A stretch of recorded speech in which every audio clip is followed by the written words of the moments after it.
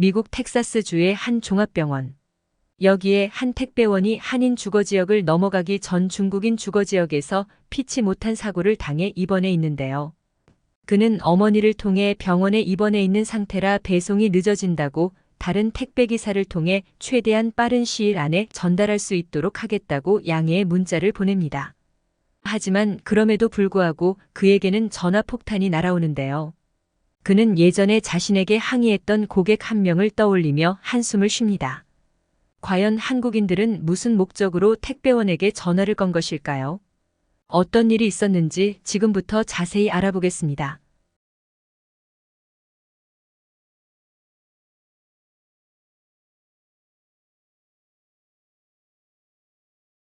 안녕하세요.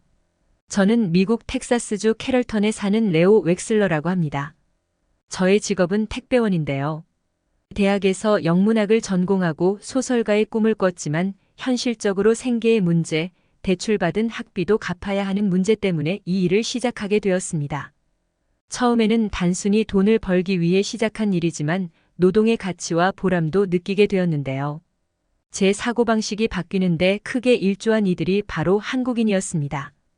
캐럴턴은 텍사스주에서 아시아인 비율이 높은 도시로 제가 담당한 구역도 한인들이 모여있는 동네와 중국인이 밀집된 동네로 이루어져 있었습니다. 특히 한인타운 근처에 한국인들이 많이 살고 있었는데 그곳에 가면 저도 모르게 기분이 좋아졌습니다. 항상 밝게 웃어주며 인사하며 안부를 묻고 고생하신다면서 저를 격려해 주시기 때문입니다. 그들은 가끔 저에게 수고한다면서 물이나 음료수를 건네기도 하고 크리스마스 이브날 택배를 갔을 땐 저에게 조그마한 선물을 주신 분들도 계셨습니다. 또한 택배 상하차에서 상자들을 내리고 있으면 도와줄까요? 라고 말을 거는 분들도 많아 도움도 꽤 많이 받았죠. 한인 동네는 훈훈한 정이 느껴지고 택배원도 가치 있는 일을 하는 사람이다라는 걸 알려주었습니다. 저는 주인의식을 갖고 더 열심히 일하게 됐죠. 하지만 택배 일을 하면서 항상 좋은 일만 있는 건 아니었습니다. 한국인들이 저에게 훈훈함을 느끼게 해줬다면 반대로 중국인 동네는 저에게 빡침을 선사하곤 했습니다. 캐럴턴은 대체로 치안이 좋은 동네지만 중국인 밀집 지역은 조금 예외였습니다. 동네 사람들끼리 칼부림이 난다던가 가끔 음침한 눈으로 빤히 쳐다보는 사람들이 있다든가 등등 위험해 보이는 사람들도 많았고 때로는 옷도 제대로 안 입고 나와 택배를 받는 사람들까지 있었습니다. 무엇보다도 불평불만이 너무 많았어요. 저희 택배원들은 가능하면 상자를 손상 없이 배달할 수 있도록 노력하지만 일하다 보면 부득이하게 약간씩 찌그러진 부분 정도는 있기 마련이었습니다. 그런 부분은 서로 약간씩 양해를 해주면 좋을 텐데 중국인들은 항상 이 부분에 대해 난리를 피우고 따지곤 했습니다. 유독 비가 많이 내렸던 날, 중국인 한 명이 저에게 택배를 받고 난동을 피우더군요. 그녀는 택배 밑부분을 가리키며 이렇게 찌그러졌는데 어떻게 할 거냐며 왜 일을 이따위로 하냐고 따졌습니다. 쉬운 일 하나도 제대로 못 처리하네. 그러니까 택배기사나 하는 거겠지. 굉장히 모욕적인 발언이었지만 저는 속을 삭이며 끊임없이 정중하게 사과했습니다. 이외에도 다른 회사에서 온 택배들까지 집안에 좀 놓고 가라고 한다던가 반품 택배 포장도 상자 없이 물건만 덜렁 내놓거나 혹은 포장을 엉망으로 해놓는 등등 별별 진상들을 다 만났어요. 하지만 가장 끔찍했던 사건은 따로 있었습니다. 그날 저는 택배를 놔두고 오면서 술 냄새를 풍기는 남자와 마주쳤습니다. 그는 저를 무척 못마땅한 얼굴로 째려보더군요. 시선이 계속 따라붙었으나 무시하고 그냥 가려는데 갑자기 목덜미가 잡혔습니다. 남자는 왜 그런 멸시의 눈빛으로 자길 쳐다보냐고 하더군요. 저는 그렇게 쳐다보지 않았다 항변했지만 남자는 저를 무차별로 때리기 시작했습니다. 저는 왜소한 체격은 아니지만 그 중국인 남자는 아시아인 치고는 상당히 키와 덩치가 큰 남자였기 때문에 속수무책으로 당하고 말았습니다. 사람들에게 도와달라고 외쳤지만 중국인들은 담배를 피우며 구경하고 있거나 아니면 모르는 척 지나가 버리곤 했습니다. 일방적으로 맞은 제가 일어서지도 못하고 누워서 부들부들 떨고 있자 그제야 중국인 남자는 저를 놔줬습니다. 그리곤 침을 뱉고 가버리더군요. 구경하고 있던 중국인들 또한 하나둘씩 흩어졌습니다. 그 뒤 5분 후 한백인 커플이 저를 발견하고 나서야 그곳에서 완전히 벗어날 수 있었습니다. 혼미한 정신으로 병원에 온 저는 전치 2주 판정을 받았습니다. 당장 다음 동네인 한인 동네에 넘어가서 택배를 배달해야 하는데 상황이 여의찮았습니다. 다른 택배 기사에게 부탁해도 오늘 배달은 어려운 상황이었습니다. 아침에 고객들한테 미리 몇 시쯤 배송 예정이라고 문자까지 다 보냈었는데 말이죠. 저는 할 수 없이 병문안을 온 어머니에게 부탁해 문자를 보내달라고 했습니다.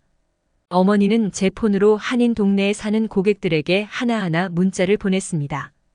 그러나 갑자기 휴대폰이 불티나게 울리기 시작했습니다. 번호를 보는데 한인 동네 주민의 문자였습니다. 워낙 택배를 자주 시키는 집이라 기억하고 있었습니다. 이 집의 아저씨는 진상 고객은 아니었고 오히려 예의 바른 축에 속했지만 무뚝뚝하고 무서운 인상의 남자였습니다. 저는 덜컥 겁이 났습니다. 예전에도 비슷한 상황이 있었습니다. 그때는 제가 아니라 동료 택배기사가 장염에 걸려서 제가 대신 문자를 보내준 상황이었는데 친구가 담당하는 지역의 흑인 고객이 저에게 온갖 쌍욕을 하면서 따지고 본사에 클레임까지 걸었습니다. 일부러 그런 것도 아닌데 좀 너무하다는 생각이 들었지만 택배기사가 무슨 힘이 있겠습니까? 속수무책으로 모욕적인 발언을 듣고 있을 수밖에 없었습니다. 저는 또 비슷한 상황이 벌어질까봐 두려웠습니다. 물론 한국인들은 점잖은 편이라 쌍욕까지는 안 하겠지만 배송이 늦어지는 걸 그 사람들이라고 달가워할 리 없었으니까요. 어머니는 내가 대신 받을까? 라고 물어보셨지만 저는 괜찮으니 휴대폰을 달라고 말했습니다. 몸이 불편하긴 했지만 그래도 전화 정도는 받을 수 있었습니다. 언짢은 목소리가 들려온 것을 감수하고 떨리는 목소리로 여보세요?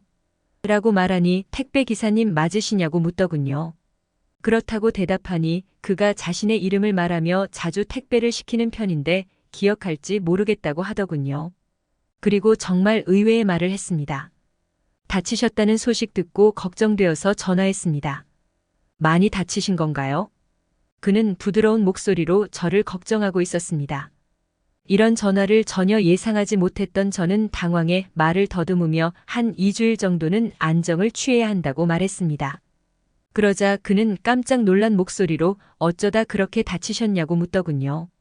저는 자초지종 상황을 설명했고 제 말을 들은 남자는 몹시도 안타까워했습니다. 그리고 실례가 안 된다면 혹시 병문안을 가도 되겠냐고 말씀하시더군요. 그리고는 불편하면 가지 않겠다는 말을 덧붙였습니다. 저는 괜찮다고 사양했고 이렇게 전화해 주셔서 마음만이라도 고맙다고 말했습니다. 그 뒤에도 저에게는 여러 차례 문자와 전화가 왔습니다. 공통점은 어느 누구도 택배가 늦는다고 짜증을 부리는 사람들이 없었고 전부 저의 몸 상태를 걱정하는 문자뿐이었다는 것입니다. 사람들의 사려 깊은 마음씨에 저는 울컥했습니다. 그중 가장 감동적이었던 것은 어린 한국인 아이가 메시지로 편지와 함께 저를 그린 그림을 보내준 것이었습니다. 아이는 아직 영어가 서툰지 중간중간 어색한 문장이나 맞춤법이 틀렸으나 오히려 그런 부분들이 진심 어린 소년의 마음씨가 담긴 것 같아 가슴이 먹먹해졌습니다. 그림 속의 저의 모습은 씩씩하게 택배를 배달하는 모습이었습니다. 빨리 나아서 택배 일을 하루라도 빨리 시작해야겠다는 결심이 서더군요. 하지만 한인 동네 주민들이 보여준 행동은 여기서 끝이 아니었습니다. 병원에 이틀 정도 입원하고 퇴원했을 때 영수증을 받은 저는 한숨이 나왔습니다. 병원 영수증에는 무려 제 한 달치 월급의 2분의 1 이상이 넘는 돈이 찍혀 있었습니다. 그나마 구급차를 안 부르고 백인 커플이 저를 직접 차에 태워 병원에 실어다 주고 택배 회사에 가입된 의료보험으로 보조해줬기 때문에 이 정도 금액만 나온 거였습니다. 미국 같은 나라들은 구급차를 타고 이틀 정도 입원하면서 검사와 기본적인 진단만 받아도 1만 달러에 가까운 돈, 한화로 치면 약 1,000만 원쯤 되는 돈을 내놓으라는 곳들도 널렸습니다. 앞으로 통원 치료도 받으려면 더 돈이 들어갈 테고 여기에 집세, 기본적인 생활비도 제 남은 월급에서 처리해야 했습니다. 정말 너무 막막했어요. 자칫했다간 저금해둔 돈을 털어야 할지도 몰랐습니다.